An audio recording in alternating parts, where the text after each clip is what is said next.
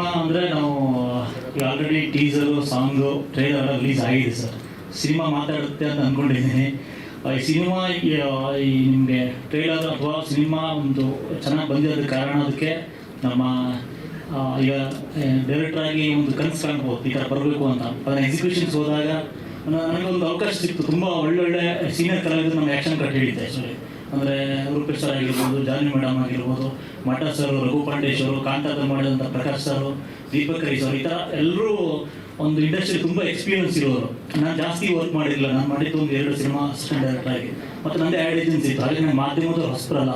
ನನಗೆ ಇಲ್ಲಿ ಕೂತಿರೋ ಪರಿಚಯ ಇದಿರ್ಬೋದು, ಬಟ್ ನನ್ನ ಮಾಧ್ಯಮದವ್ರದ್ದು ಎಲ್ಲ ಚಾನಲ್ಗಳು ಮುಂಚೆ ಒಂದು ಆ್ಯಡ್ ಏಜೆನ್ಸಿದು ಪರಿಚಯ ಇತ್ತು. ಸೊ ಹಂಗಾಗಿ ನಾನು ಆ್ಯಡ್ ಶೂಟ್ ಮಾಡ್ತಾ ಇದ್ದೆ, ಶಾರ್ಟ್ ಫಿಲ್ಮ್ ಮಾಡಿದ್ದೆ. ಅದಾದಮೇಲೆ ಭಾಳ ಒಂದೇ ಸಿನಿಮಾಕ್ಕೆ ನಾನು ಅಸಿಸ್ಟೆಂಟ್ ಡೈರೆಕ್ಟರ್ ಕೆಲಸ ಮಾಡಿದೆ. ಬಟ್ ಈ ಸಿನಿಮಾದಲ್ಲಿ ನನಗೆ ತುಂಬ ಒಳ್ಳೆ ಕಲಾವಿದರುಗಳಿಗೆ ಆ್ಯಕ್ಷನ್ ಕಟ್ ಹೇಳೋದಕ್ಕೆ ಚಾನ್ಸ್ ಸಿಕ್ತು. ಇದಕ್ಕೆ ನಾನು ಎಲ್ಲರಿಗೂ ಥ್ಯಾಂಕ್ಸ್ ಹೇಳಕ್ಕೆ ಇಷ್ಟಪಡ್ತೀನಿ.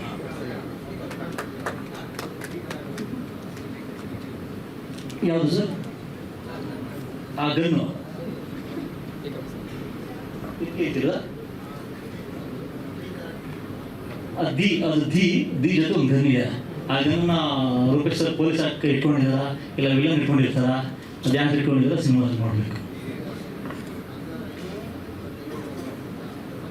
ಸರ್. ಇದರಲ್ಲಿ ನಿಮಗೆ ಮೇಲ್ಗಡೆ ಆ ಹುಡುಗಂದು ಪೋರ್ಷನ್ ಏನಿದೆ, ಅದು ಆರ್ಟಿ ಕಳೆಂಜ್ ಅಂತ ಒಂದು ಕರಾವಳಿ ಕಲ್ಚರ್. ಅದು ನಿಮಗೆ ದೈವರಾಧನೆ ಬರೋದು, ಅದೊಂದು ಆಚರಣೆ.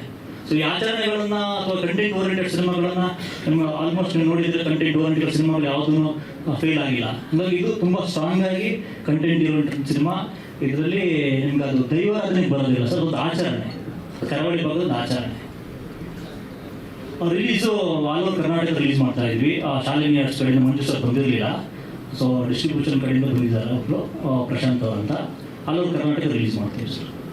ಸ್ವಾದಿಷ್ಟತೆಯ ಸ್ವಾದ, ತಾಜಾತನದ ಆಹ್ಲಾದ, ಉತ್ತಮ ಆರೋಗ್ಯ ಮತ್ತು ಹೆಚ್ಚಿನ ರೋಗ ನಿರೋಧಕ ಶಕ್ತಿಯ ವೃದ್ಧಿಗೆ ಈಗ ನಿಮಗೆ ಸಿಗುತ್ತಿದೆ ಉತ್ತಮ ಗುಣಮಟ್ಟದ ಪೌಷ್ಟಿಕಾಂಶ. Shri Vaidik millet health mix. ಇದು ಸಿರಿಧಾನ್ಯಗಳ ಸಂಪತ್ತು.